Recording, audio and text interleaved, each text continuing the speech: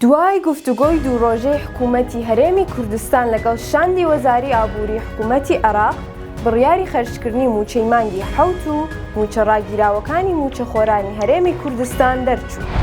لە ماوەی دوو ڕۆژی ڕابردوودا حکوومەتی هەرێمی کوردستان بەسەر پەرشتی سەرۆک وەزیران مەسرور بارزانی لەگەڵ شاندی وەزاری ئابووری حکوومەتی عێراق کۆبوویەوە و باسی لە بەشە بودجەی هەرێمی کوردستان و کێشەکانی لیستی موچەکرا. دوای کەمتر لە 24 کاتژمێریش یەکەم بەرهەمی گفتوگۆیان دەرکەوت. ئێوارەی ئەمڕۆ حکوومەتی عێراق بڕیاری خەرجکردنی موچەی مانگی حەوت و موچە ڕاگیراوەکانی هەردوو مانگیدا.